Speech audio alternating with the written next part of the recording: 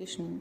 पंडित गोविंद वल्लभ पंत जब भारत के सरकार के गृह मंत्री थे, उन्होंने भारत की सर्वोच्च उपाधि भारत रत्न, जो केवल कतिपय व्यक्ति को ही दी गई थी, से भाई जी को विभूषित करना चाहा।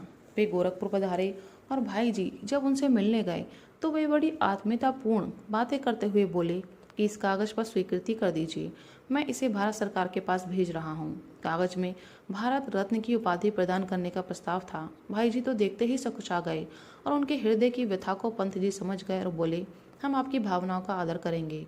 दिल्ली जाने पर पंत जी को भाई जी के संबंध में अलौकिक अनुभूति हुई। उन्होंने भाई जी को विस्तार से पत्र लिखा, जिसे भाई जी ने नष्ट कर दिया।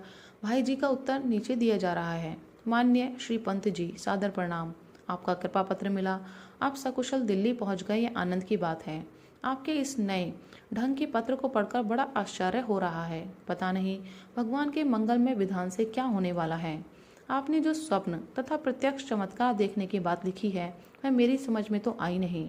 हाँ, आपके अज्ञात मन के किन्हीं संस्कारों के ये चित्र हो सकते हैं।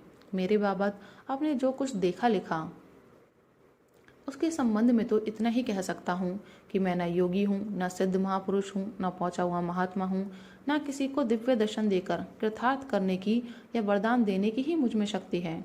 मैं साधारण मनुष्य हूँ, मुझ में कमजोरियाँ भरी पड़ी हैं। भगवान की अहेतु की कृपा मुझ पर अनंत है, इसमें मेरा विश्वास है। मुझे इस पत्र से पहले आपके स्वप्न तथा जागृत में चमत्कार देखने का कुछ भी पता नहीं था। अतएव मैं क्या कहूँ। अवश्य ही आपके निकट भविष्य में देहावसान की जो सूचना इससे मिलती है, उससे मुझे चिंता हो रही है। आप उचित समझे तो स्वयं मृत्युंजय मंत्र का जप कीजिए और किन्हीं विश्वासी शिव भक्त के द्वारा 1.25 लाख जप करा दीजिए।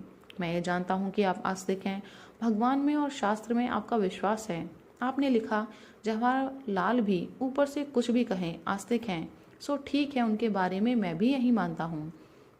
आपने मेरे लिए लिखा कि आप इतने महान हैं, इतने ऊंचे महामानव हैं कि भारतवर्ष को क्या, सारी मानवीय दुनिया को इसके लिए गर्व होना चाहिए।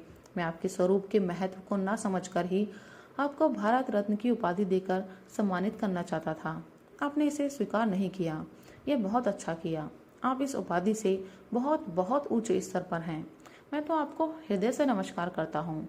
आपके इन शब्दों को पढ़कर मुझे बड़ा संकोच हो रहा है। पता नहीं आपने किस प्रेरणा से यह सब लिखा है।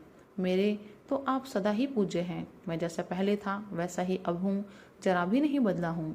आप सदा मुझ पर स्नेह करते आए हैं और मुझे अपना मानते रहे हैं। मैं चाहता हूँ वैसा ही स्नेह करते रहें और अपना मानते रहें।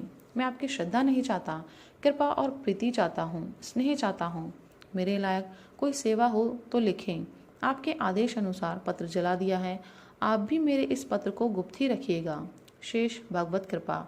आपका हनुमान प्रसाद पोदार। राधे राधे, हरि बोल।